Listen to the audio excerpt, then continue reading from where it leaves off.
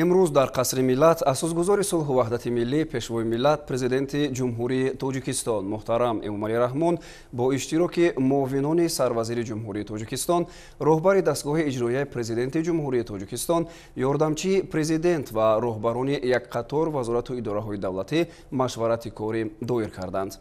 در کار مشورت مسئله‌ها وابسته به تحلیل وضع اقتصادی و اجتماعی کشور، رعایت قانون‌های عملکننده جمهوری، آمادگی برای زمستانگذرانی و کاهش دادن تاثیر عامل‌های بیرونه به اقتصادیات تاجیکستان مورد بررسی قرار داده شد.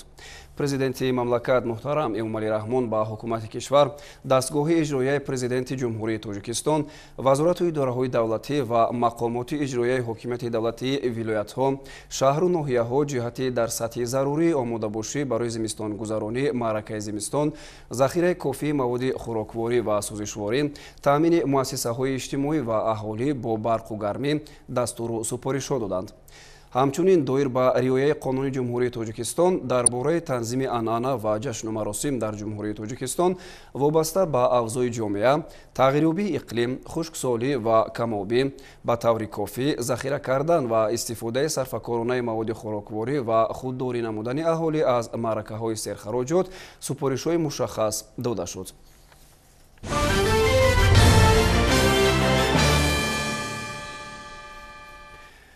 منتخب المپی تاجیکستان در مرحله نهایی جام آسیا 2022 که سال آینده در ازبکستان برگزار می شود حق اشتراک نمودن را پیدا نمود. دسته ما از روی نتیجه گیری مسابقه انتخابی جام آسیا 2022 با 4 تیم بهترین گروه های خود که جایهای دوم را اشغال نمودند شامل شد. این راه خط با نتیجه بازی های دیگری گروه های مسابقه و مخصوصاً با واخوری تیم های المپی ویتنام و میانمار وابسته بود. بعد از پیروزی تیم ویتنام این زمینه برای منتخب المپی تاجیکستان فراهم گشت. در میدان مرکزی شهر بیشکک یکی از بازی‌های مرحله انتخابی جام آسیا 2022 در گروه آی میان منتخب‌های ویتنام و میانمار دایر شد که این واخوری برای راحت گرفتن منتخب المپی تاجیکستان به دور نهایی جام آسیا علاقه‌مند بود. واخوری این دو تیم با حساب مینیمالی 1-0 به نفع منتخب ویتنام به انجام رسید. گل یگانه را حمله‌گر تیم المپی ویتنام تان مینسو در دقیقه 59 به ثمر رسانید. منتخب المپی ویتنام بعد این غلبه در مقام اول جدول قرار گرفته راحت مستقیم دور نهایی جام آسیا را مال خود کرد. بعد این نتیجه منتخب المپی تاجیکستان نیز در بین 4 دسته بهترین زینه دوم تایلند، ترکمنستان، عربستان سعودی قرار گرفته راحت دور نهایی جام آسیا را که سال آینده در جمهوری همسایه ازبکستان دایر می شود به دست آورد. در جدول عمومی تمام نتیجه های ما با منتخب المپی بحرین برابر است، ولی با تناسب کارت های زرد برتری به منتخب المپی تاجیکستان داده شد. یادآور میشیم که منتخب المپی تاجیکستان برای اولین بار در تاریخ فوتبال کشور به مرحله نهایی جام آسیا راه یافت که این از کوشش و توجه زیادی حکومت مملکت و فدراسیون فوتبال کشور به ورزش رقم 1 جهان در جمهوری تاجیکستان است.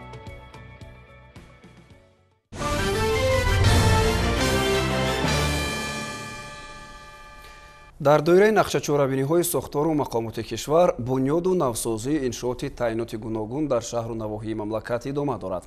در این زمینه در حدود خوابگاهی رقم 6 دانشگاه ملی تاجیکستان نیز یک انشاءات معیشی و خدمت‌رسانی مورد استفاده قرار گرفت.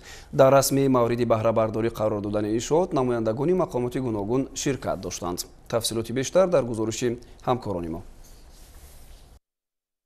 давоми солҳои охир дар заминаи нақшачорабиниҳои вазорати маориф ва илми ҷумҳурии тоҷикистон ва раёсати донишгоҳи миллии тоҷикистон иншооти гуногун аз ҷумла хобгоҳҳо ва марказҳои омӯзишӣ ташкил гардидааст.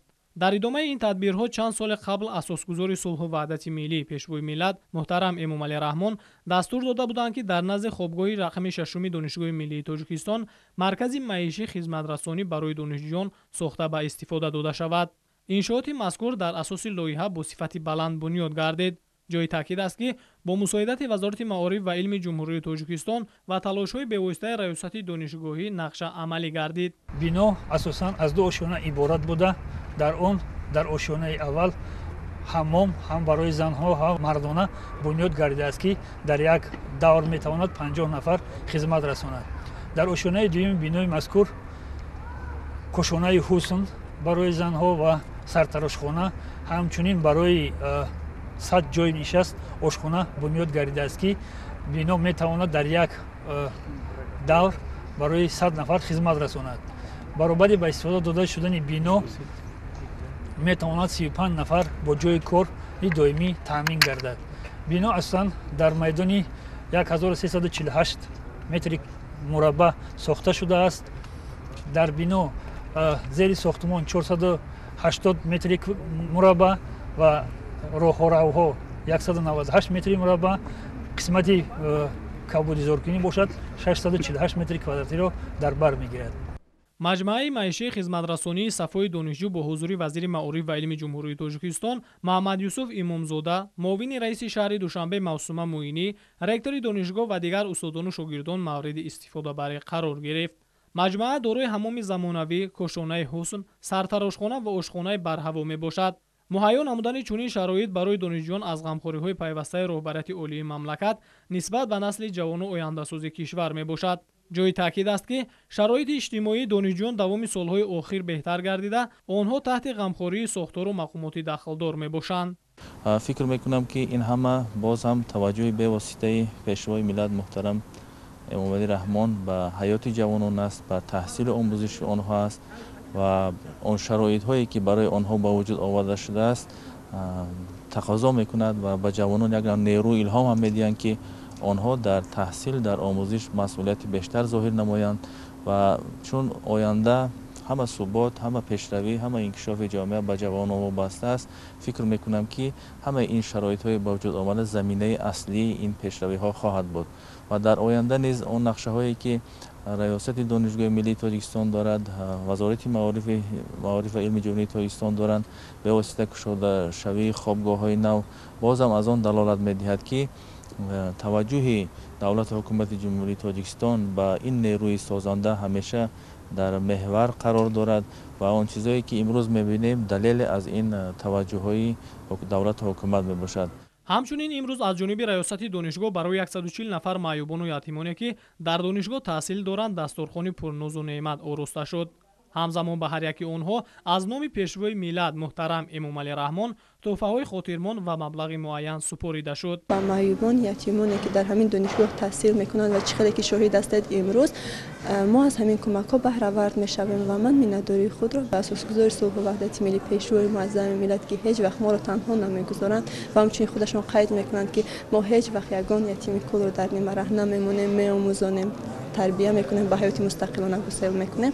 ҳамин навбат низ ин шуда истодааст ҳамин ҳолатҳо ва ман миннатдории худро аз самими дил баён мекунам. чунин иқдомҳои вазорати маориф ва илм ва раёсати донишгоҳ ки бо дастури роҳбари давлат сурат мегиранд қобили таҳсин аст. мавриди зикр аст ки донишгоҳи миллии Тоҷикистон яке аз бонуфузтарин муассисаҳои таълимии олии кишвар ба ҳисоб меравад ки дар омода намудани кадрҳои баландихтисос саҳм дорад.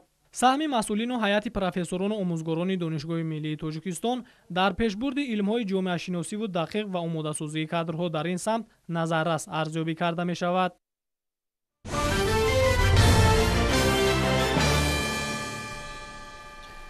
бо мақсади густариш додани муносибатҳои дуҷониба ва муҳокимаи идеяҳои фаъолияти минбаъда дар доираи раёсати ҷумҳурии Ӯзбекистон дар Созмони ҳамкории Шанхай, Маркази дӯстӣ ва ҳамкории Созмони ҳамкории Шанхай дар Тоҷикистон, директори Маркази дипломатияи мардумии Созмони ҳамкории Шанхай дар Ӯзбекистон Қобилҷон Собировро ба Тоҷикистон даъват намуд. зимни ташриф мавсуф аз бинои Академияи идоракунии давлатии назди президенти ҷумҳурии Тоҷикистон дида намуда, зимнан дар кори мизи мудаввар таҳти унвони ҳамоиши Созмони ҳамкории Шанхай 2021 натиҷаҳои раёсати ҷумҳурии Тоҷикистон ва дурнамои рушди фаъолияти созмон иштирок ва суханронӣ намуд. таъкид гардид ки ҳадаф аз баргузории ҳамоиши мазкур натиҷагирӣ аз фаъолияти пурсамари Тоҷикистон дар доираи раёсат ва ташаббусҳои он барои рушди минбаъда мебошад. дар тадбири мазкур шарикони марказ ва ҳамкорони доимии дохиливу хориҷӣ дар шакли омехта, ҳузурӣ ва маҷозӣ иштирок намуда, атрофи масоили ҳамкориҳо дар доираи Созмони ҳамкории Шанхай, натиҷагирӣ аз раёсати ҷумҳурии Тоҷикистон дар созмони мазкур ва ба нақшагирии фаъолият ва ҳамкориҳои судманд дар соли минбаъда суханронӣ намуда, фикру ақидаҳои хешро баён намуданд.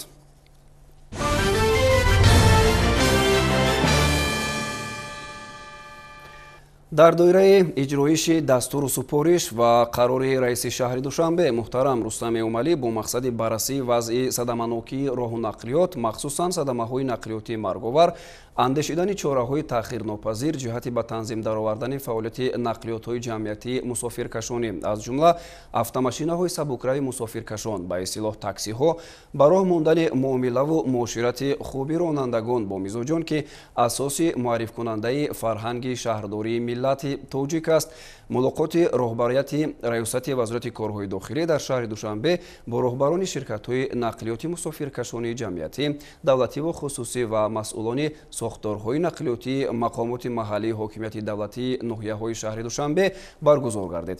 Шарҳи бештар дар гузориши ҳамкоронамон. дар мулоқот роҳбарияти мақомоти милитсияи шаҳри Душанбе таъкид намуданд ки дар партави сиёсати созандаи асосгузори сулҳу ваҳдати миллӣ, пешвои миллат, президенти ҷумҳурии Тоҷикистон муҳтарам Эмомалӣ Раҳмон ва tashabbus иқдомҳои бунёдкоронаи раиси шаҳри Душанбе муҳтарам Рустами Эмомалӣ инфраструктури соҳаи нақлиётӣ дар пойтахти кишвар рӯ ба тараққӣ ниҳода, рӯз то рӯз беҳтар гардида истодааст. Новбас аз ин чораҳои андешидашуда дар давоми 9 моҳи соли 2021 аз ҷониби ронандагони воситаҳои нақлиёти мусофирбар 29 ҳодисаи нақлиётӣ ба қайд гирифта шудааст ки бар асари онҳо 4 нафар ба ҳалокат расида, 31 нафари дигар ҷароҳатҳои гуногуни ҷисмонӣ бардоштаанд. таҳлилҳо нишон медиҳанд ки дар муқоиса ба соли гузашта теъдоди ҳодисаҳои нақлиётӣ 7.4% афзоиш ёфтааст. яке аз мушкилоти ташвишовар он аст ки баъзе ронандагони нақлиёти мусофиркаши таксӣ дар ҳолати мастӣ пушти чамбараки автомашина нишаста садамаҳои нақлиётиро содир намуданд ки воқеан боиси нигаронист.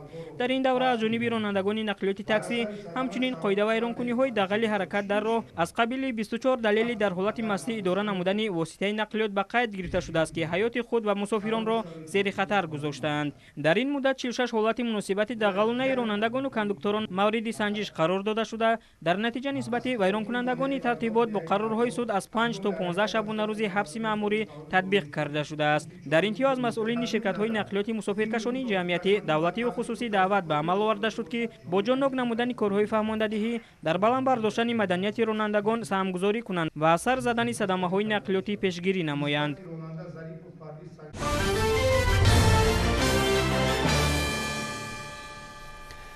имрӯз бо ибтикори мақомоти иҷроияи ҳокимияти давлатии шаҳри Душанбе дар толори муассисаи давлатии марказии кӯдакону наврасони пойтахт даври шаҳрии озмуни ҷумҳуриявии фуруғи субҳи донои китоб аст оғоз гардид. дар ин даври озмун ғолибони даври ноҳиявӣ аз 4 ноҳияи пойтахт дар 5 номинатсия иштирок намуда, ҳайати васеи ҳакамон иборат аз мутахассисону коршиносони варзидаи бахши назму наср, шоирону нависандагон ва дигар эҷодкорон ба дониши онҳо баҳогузорӣ карданд. гузориши ҳамкоронамон дар ин хусус. дар даври шаҳрии озмун ғолибони даври ноҳиявӣ аз 4 ноҳияи пойтахт Исмоили Сомонӣ, Сино, Фирдавсӣ ва Шоҳмансур дар 5 номинатсия иштирок намуданд. дар рӯзи аввали даври шаҳрии озмун довталабон аз ноҳияҳои пойтахт аз рӯи номинатсияи хондан ва аз зиёд кардани осори адибони классики тоҷик байни худ рақобат намуда ба ҳайати ҳакамон истеъдоди худро муаррифӣ намуданд. дар ин ҷо ҳам хонандагону донишҷӯён дар бахшҳои алоҳидаи озмун маҳорати худро нишон дода бо сухандониву нақли беҳтарин осори адибон, шарҳу тавзеҳ ва инчунин луғатдонӣ миёни ҳам сабқат намуданд. ба назари ман озмун хеле ҳам шаффоф гузашта истодааст. албатта ҳайати ҳакамон ба мо саволҳои анамон аз рӯи хати мутолиа намудамон ба мо саволҳо доданд ки дар ҷавоб доданаш мо оҷизӣ накашидем. қобил ба зикр аст ки даври шаҳрии озмун давоми 5 рӯз идома ёфта, иштирокчиён давоми ҳар рӯз дар яке аз 5 номинатсия истеъдоду маҳорати худро назди ҳакамон муаррифӣ хоҳанд кард. шомили ҳайати ҳакамон иборат аз мутахассисону коршиносони варзидаи бахши назму наср, шоирону нависандагон ва аҳли қаламу адаб буда пас аз имтиҳони озмун ғолибонро муайян хоҳанд кард.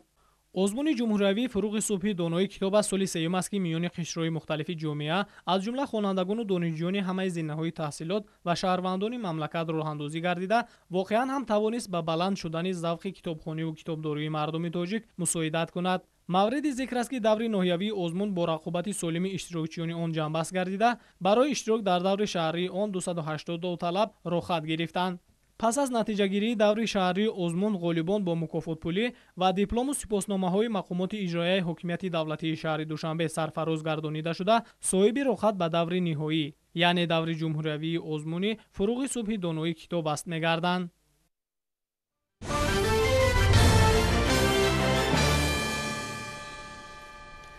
дар донишгоҳи технологии тоҷикистон бо ибтикори кумитаи кор бо ҷавонон ва варзиши назди ҳукумати ҷумҳурии тоҷикистон, раёсати кор бо ҷавонон ва варзиш ва филиали иттифоқи ҷавонони тоҷикистон дар шаҳри Душанбе дар иртибот ба таҷдили солгарди 27-уми Конститутсияи ҷумҳурии тоҷикистон таҳти унвони «Конститутсия ҳуҷҷати тақдирсоз» конфронси илмӣ назариявӣ баргузор гардид.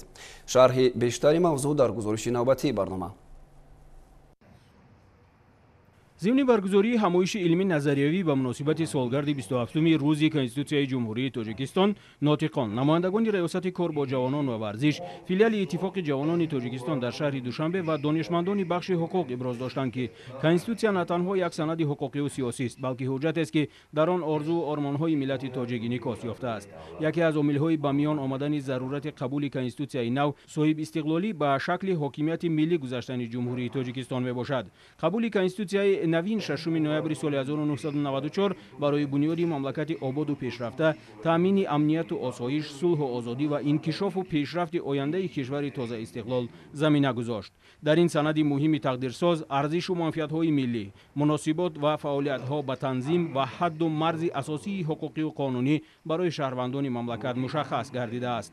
برآمد کنندگان اثنای برگزاری کنفرانس علمی نظریوی تحت عنوان کنستیتوسیا حجتی تقدیرساز ذکر داشتند که سند مذکور در مرحله برای خلق تاجیک تقدیرساز با طریق رای‌پرسی عمومی خلقی قبول گردیده راه منبعث تاجیکستان صاحب استقلال را معین ساخت. تاکید رفت که کنستیتوسیای جمهوری تاجیکستان سند سیاسی حقوقی، حجت سرنوشت ساز و افاده‌گری عزم و اراده و نیت و آرمان‌های خلق تاجیکستان محسوب می‌یابد و تجلیل گردیدن سالگرد آن جوابگوی منفعت‌های ملی بوده با استواری و پایداری دولتداری معاصر مساعدت می‌نماید.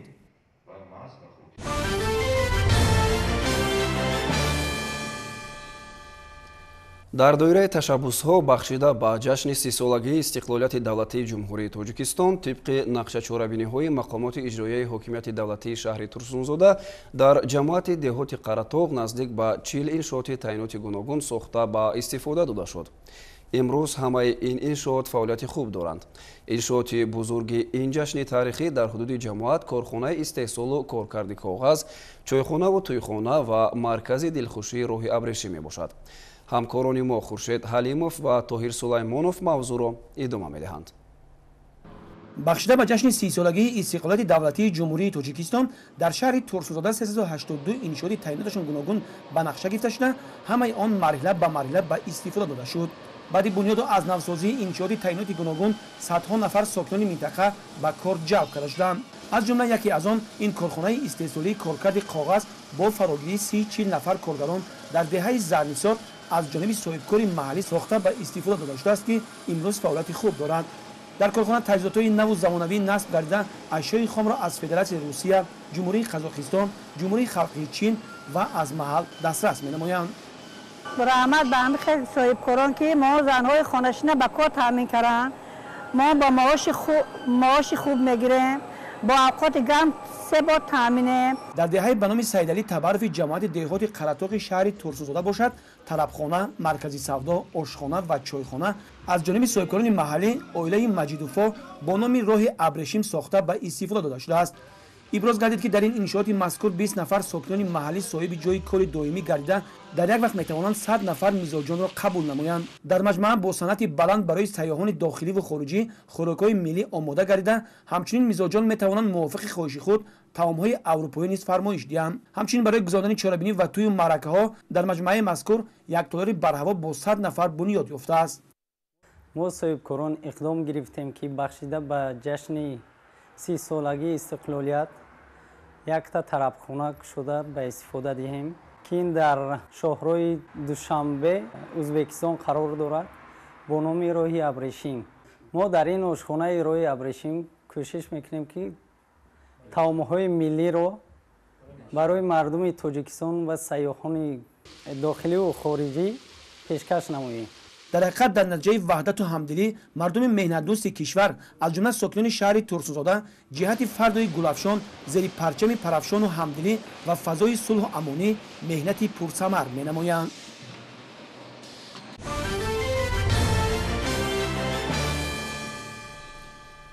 бузургтарин кӯҳни намаки ҷумҳурӣ дар ҳудуди ноҳияи восеъ ҷойгир аст. Дар атрофи ин кӯҳи бузург даҳҳо корхонаву коргоҳҳои хурдумиёна фаъол гардонида шуданд ва намаки ошии мамлакатро асосан ҳамин корхонаҳо истеҳсол мекунанд. ҳарчанд ҷамъоварии ҳосил дар ин кони бузург ба фасли тобистон, яъне дар фасли серобӣ рост меояд, вале имсол бо андешидани тадбирҳои иловагӣ мутахассисони ин коргоҳҳо тавонистанд мавсими ҷамъоварии намакро каме тӯлонитар намоянд. тафсилот дар гузориши Хоҷа Назриев. ин чашмаҳои кӯҳӣ аз қаъри кӯҳи намаки Хоҷамомин ҷорӣ мегарданд. Обашон шур аст. дар ин кони намак оби шур манбаи истеҳсоли намаки табиӣ истифода карда мешавад. фасли тирамоҳ оби чашмаҳо кам нашудааст.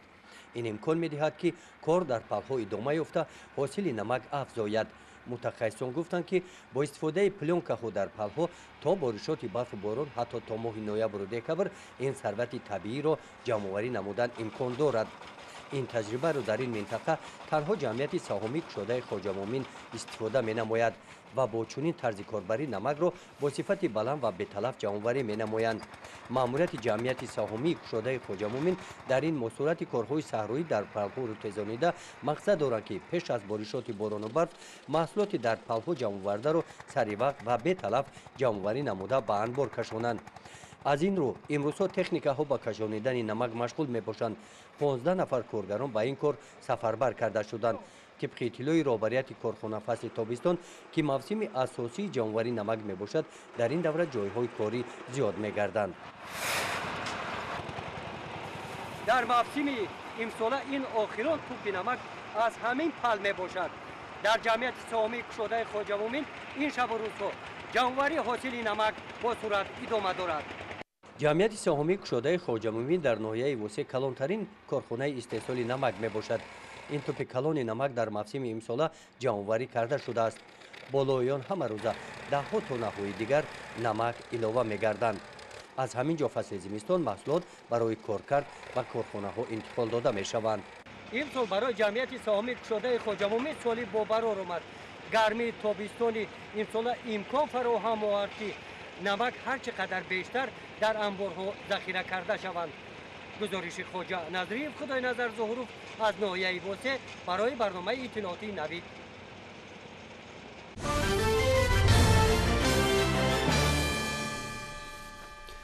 дар мамлакат ҷамъоварии пахта идома дорад. дар баробари шурӯи мавсими ҳосилғундорӣ корхонаҳои коркарди пахта ҳам ба фаъолият оғоз мекунанд ва то қадри тавоноияшон ашёи хом захира менамоянд. дар шаҳру ноҳияҳои вилояти Суғ низ айни ҳол маъракаи ҷамъоварӣ ва захиракунии пахта идома дорад. ба иттилои ҳамкорони мо ба роҳ мондани ҳамкориҳои мутақобилан судманди хоҷагидорону моликони корхонаҳои пахтатозакунӣ боиси ба низом даровардани раванди истеҳсол ва коркарди ин ашёи пурқимати саноатӣ гардидааст. коркарди пахта дар коргоҳи пахтатозакунии ҷамъияти дорои маҳсулоташ маҳдуди Музаффар ва компанияи ноҳияи Мастшо муташаккилона идома дорад. то имрӯз зиёда аз 4000 тонна ҳосили пахта ба коргоҳ ворид шудааст. дар баробари дигар корхонаҳои коркарди пахта имсол ҷомеаи меҳнатии ҷамъияти дорои маҳсулоташ маҳдуди Музаффар ва компания бо хоҷагии деҳқонӣ ҳамкориро хуб ба роҳ монда дар давраи парваришу нигоҳубини пахта онҳоро аз ҷиҳати молиявӣ дастгирӣ кардааст. бино ба иттилои сарвари коргоҳи мазкур дар ин мавсим нақша доранд то 6000 тонна пахтаи хоҷагидоронро қабул ва сервақту босифат коркард намоянд. корхона мавсими соли нуҳумаш аст ки фаъолият дорад. самти кори корхона асосан қабули пахтаи хом ва коркарди он то нақи пахта чигит мебошад. то ба ин рӯза корхона зиёда ба аз 280 хоҷагоҳи деҳқонии шартномаи ҳамкорӣ дорад. дар давоми сол ки корхона асосан ба хоҷагоҳи деҳқонӣ аз ҷиҳати таъминоти молиявӣ маблағ, нуриҳои минералӣ, сӯзишворӣ таъмин мекунем. бинобар он аз самти дигар хоҷагоҳи деҳқонӣ ба ин рӯза ба корхонаи мо зиёда аз 4090 тонна пахта ворид карданд. мана чӣ хеле ки ҳозир шумо дистодед пахта дар корхона зиёда аз 2500 тоннаш аллакай коркар шуд. мондагӣ 1500 тонни дигар дар рафти коркар шуда истодааст. корхона дар дохили корхона наздик 50 кас фаъолияти корӣ доранд. дар ноҳияи зафаробод низ ҷамъоварии пахта муташаккилона идома дорад. хоҷагидорон азм доранд ки бо кӯмаки ҳашарчиён ҳосили расидаро то кӯраки охирин ҷамъ оваранд. дар корхонаҳои қабул ва коркарди пахта бошад корбарӣ бо маром идома дорад. аз 11 коргоҳи дар ноҳияи мазкур вуҷуд дошта 10 тои он фаъолият бурда ҷараёни коркар таҳти назорати масъулин қарор дорад. ба ҷамъияти дорои масъулияташ маҳдуди тураҷони ноҳияи зафаробод то имрӯз беш аз 3000 тонна пахта ворид гардида қабули пахти хоҷагидорон идома дорад. коргоҳи мазкур аз соли 2017 инҷониб фаъолият мебарад ва дар натиҷаи хуб ба роҳ мондани кор нишондиҳандаи истеҳсолу коркарди пахта боло рафта истодааст. то ҳамин рӯз зиёда аз 3300 тонн пахтаи хом қабул карда ҳастем ки ҳама рӯза зиёда аз 50-60 тонна чанд рӯзи охир аст ки пахта ворид шуда истодааст ва ният дорем то охири мавсим зиёда аз 2000 то 2500 имконият бошад агар пахтаи хом қабул мекунем. дар ҷалисаи фаъолон аз ҷониби раиси вилояти суғд таъкид гардид ки бо истифода аз ҳар як рӯзи офтобӣ бояд ҳосили пахта ҷамъоварӣ ва коркарди ниҳоии нахи пахта дар дохил ҳарчи бештар ба роҳ монда шавад.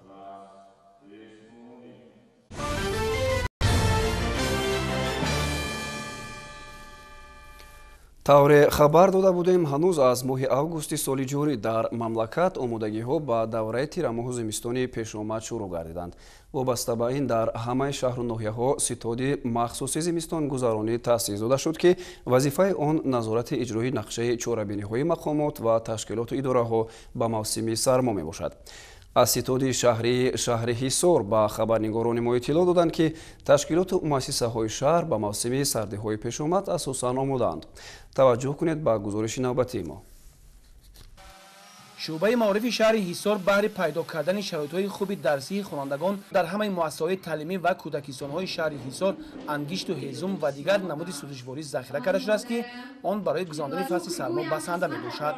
коллеҷу литсейҳо низ барои гузарондани фасли сармо ҳамаҷониба омодагӣ дидаанд.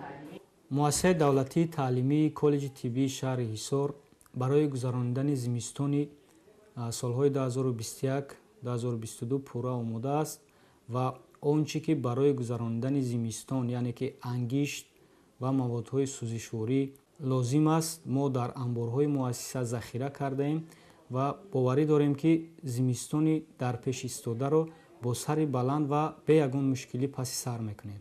дар айни замон қариб 30 тонна ангишт, 30 куб 30 метри мукааб ҳезум, хоб сӯзишвории дизелӣ, 31 та печкаи аловӣ, 20 та гармидиҳандаҳои барқӣ ва болер дар ҳолати омодабош қарор дорад. хоб дар айни замон мо ҳамаи синфхонаҳоро шабандӣ кардагием. синфхонаҳо барои зимистонгузаронӣ пурра тайёр аст. умуман гуфта мумкин аст ки коллеҷ пурра ба зимистонгузаронии имсола тайёр мебошад. шӯъбаи манзилии коммуналӣ ва муассисаи давлатии нигаҳдории роҳҳои шаҳри ҳисор низ иттилоъ доданд барои гузарондани зимистон ба таври зарурӣ хуму намак захира карда техникаҳо омодаи кор мебошанд. дар беморхона, хонаҳои саломатӣ ва бунгоҳҳои тиббии шаҳру деҳот низ барои гузарондани тирамоҳу зимистон маводи хӯрока ва ангишту ҳезум захира карда шудааст.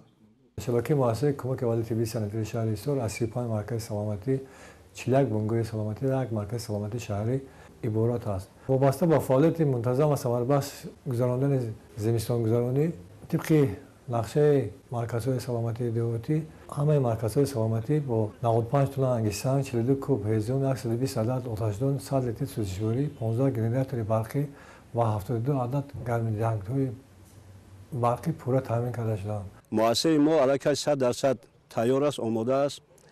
дар муассиса ҳоло зиёда аз 10 тонн ангишт ва зиёда аз 15 метри куб ҳезум омода аст. боварӣ комил дорем ки зимистони имсоларо пурра бо дили пур хоҳем гузаронид бе ягон мушкилот. хулас ҳамаи муассисаҳо, корхонаву ташкилотҳои шаҳри ҳисор барои гузарондани тирамоҳу зимистони солҳои 2020 ва 2021 пурра омодагӣ дида кӯшиш мекунанд ин мавсимро бе камбудӣ паси сар намоянд.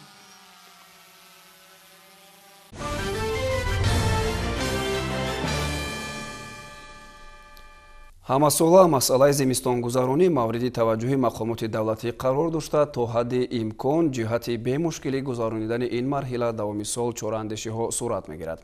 дар ноҳияи восеи муассисаҳои таълимӣ барои гузаронидани давраи тирамоҳ ва зимистон омода карда мешаванд. То нимаи дуюми моҳи октябр қисми зиёди мактабҳо бо ангишт таъмин карда шуданд. ҷузъиёти бештар дар шарҳи Хоҷа Назриев. дар ноҳияи восе муассисаҳои таълимӣ ба давраи тирамоҳу зимистон омода мешаванд. дар ин давра кормандони қисми хоҷагӣ орзу мекунанд ки ба мактабҳо ангишти босифат ворид гардида, то ин ки мисли соли гузашта дар таъмини симхонаҳо бо гармӣ барои онҳо душворӣ пеш наояд.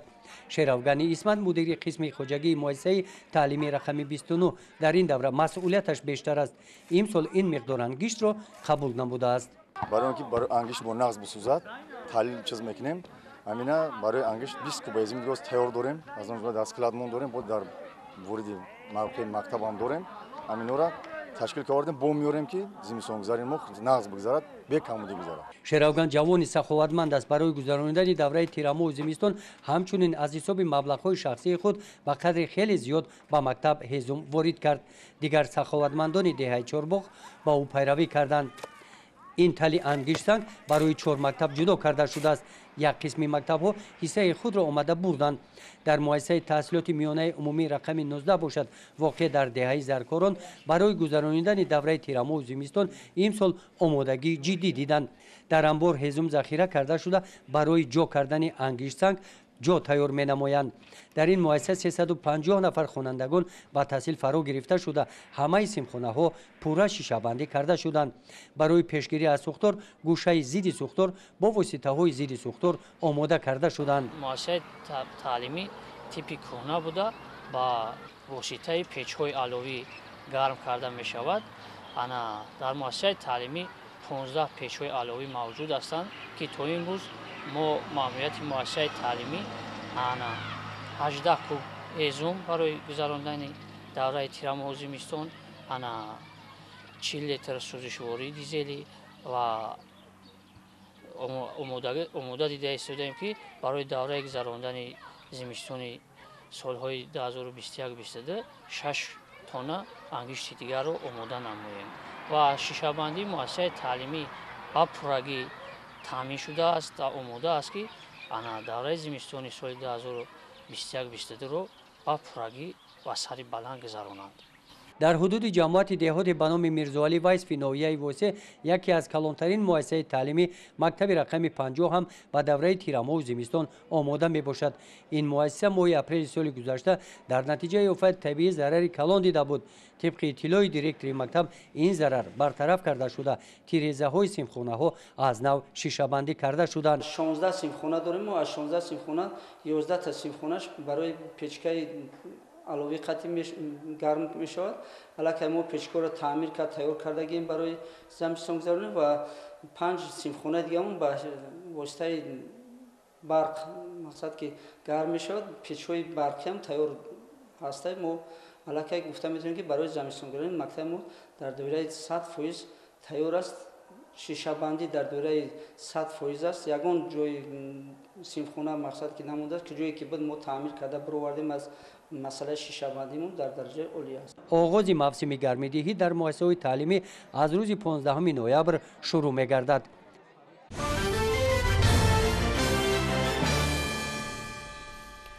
дар шароити Тоҷикистон чорводорӣ яке аз соҳаҳои сердаромад ба ҳисоб меравад. зимнан ҷиҳати ба даст овардани фоидаи бештар, кишоварзон хушкзодкунии чорворо рӯи даст мегиранд.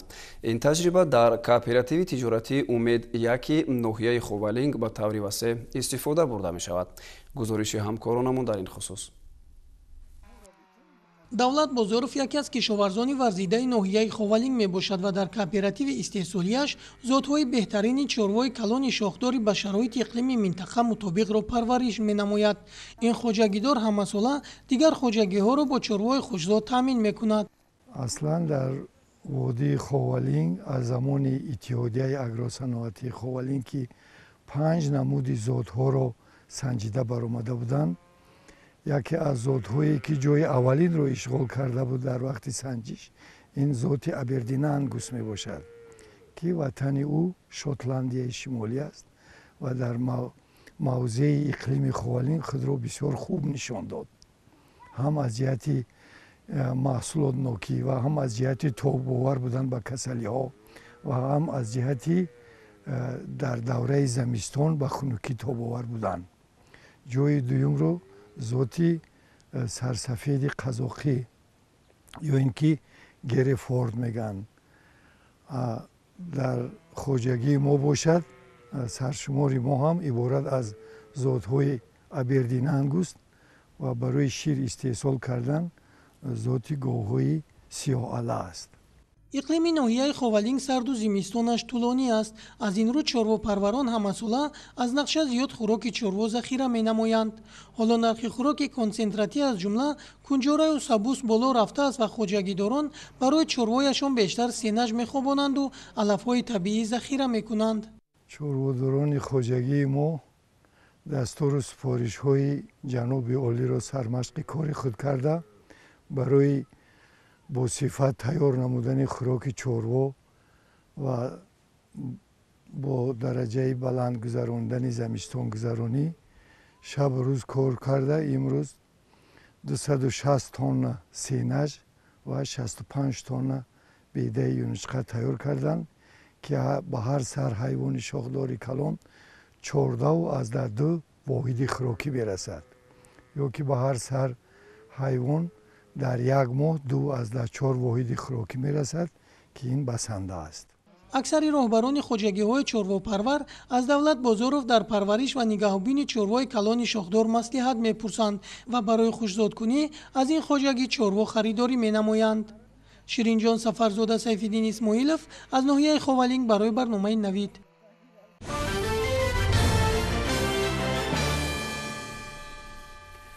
мавсими ниҳолшинонӣ дар шаҳри норак аз кабудизоркунии кӯчаву хиёбонҳои марказӣ ва шинонидани бутаҳои ороишӣ оғоз мегардад. дар баробари паст шудани ҳарорати ҳаво ва оғози мавсими сардиҳо кормандони муассисаи коммуналӣ гулгашту хиёбонҳои шаҳрро барои шинонидани гулу бутаҳои дар фасли сармо тобовар омода мекунанд. идомаи мавзӯъ дар гузориши ҳамкоронамон Шаҳлои Аҳмадхон ва Абдурозиқ Маҳмадшоев аз шаҳри норак. норак бо манзараҳои зебову имкониятҳои фаровони табиӣ аз мавзеъҳои зебову саёҳатбоб ба ҳисоб рафта бо рушди соҳаҳои ниҳолпарварӣ, ривоҷи санъати гулпарварӣ ба шаҳри гулҳо табдил ёфтааст. дар ин шаб рӯз кормандони самти кабудизоркунии муассисаи коммуналии шаҳри норак аз дигар соҳаҳои марбута ба тоза намудани боғу гулгаштҳо ва омода намудани мавзеъҳои ороишӣ ба мавсими гулшинонӣ машғул мебошанд.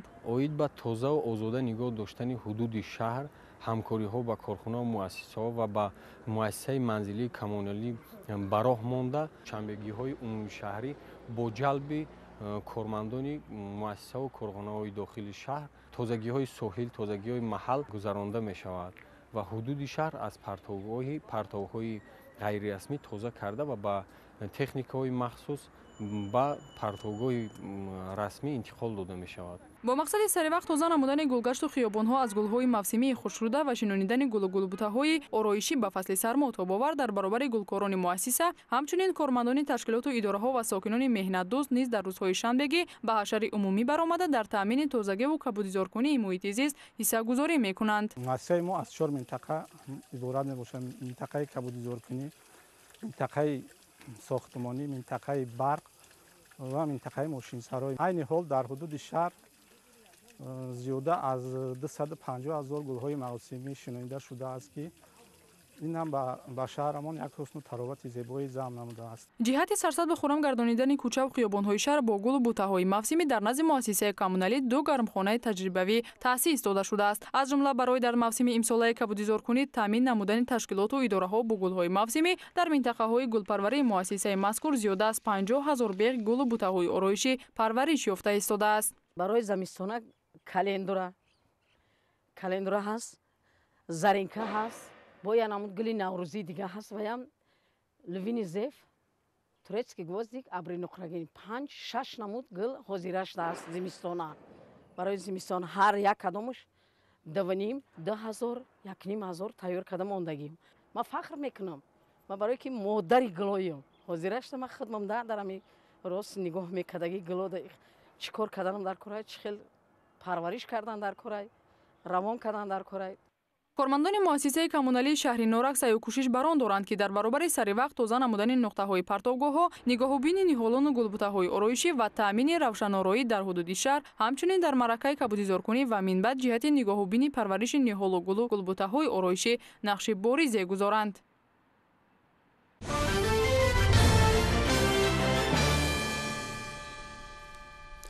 инкишофи соҳаи фарҳанг ҳамеша дар мадди назари роҳбарияти давлат ҳукумат қарор дорад. аммо бо вуҷуди дастгириҳои пайвастаи ҳукумати ҷумҳурӣ дар баъзе аз шаҳру навоҳии вилояти хатлон шароити фаъолияти кормандони ин соҳа ба таври зарурӣ ба роҳ монда нашудааст.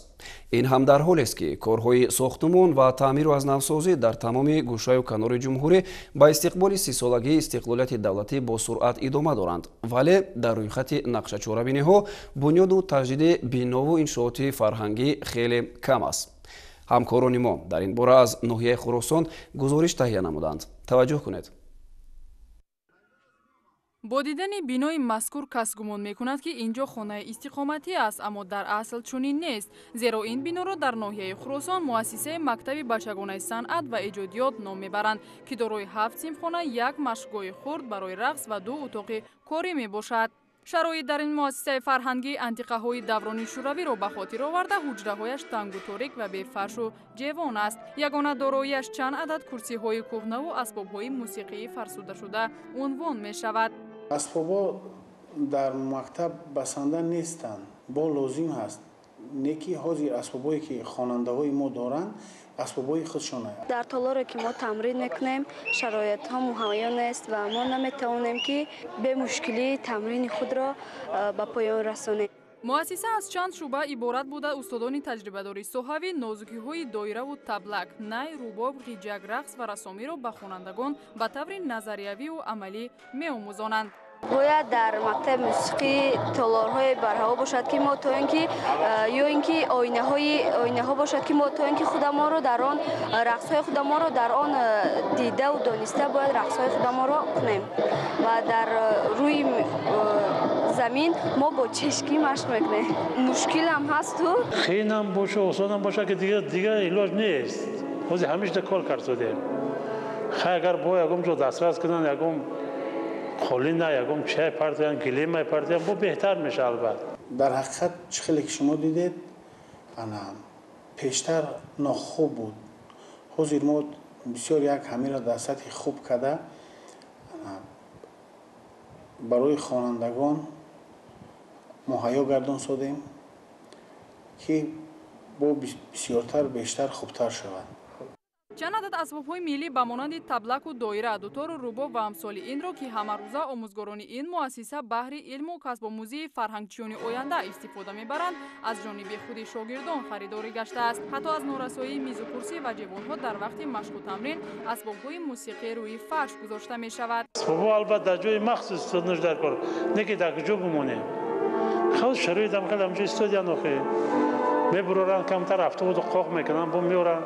қоқ кардани ягон прожектор дар кор хай нест ҳамо чизе. ба қувваи худмон ҳамҷора таъмир кардем.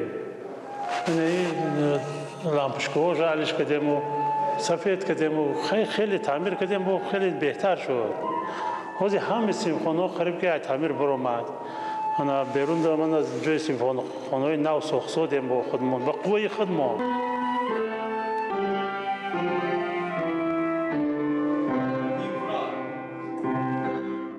модоме ки вазъ дар мактаби бачагонаи санъат ва эҷодиёти ноҳия чунин аст, пас чӣ гуна метавон шогирдонро барои иштирок дар озмуни Тоҷикистон ватани азизи ман омода намуд? ба иттилои масъулини соҳа ҳанӯз моҳи ноябри соли 2020 зимни пешниҳоди ахборот ба унвони раиси ноҳия оид ба норасоии мизу курсӣ ва асбобҳои миллии мусиқӣ арз намуда буданд, аммо то кунун ин масъала ҳал ношуда боқӣ мондааст.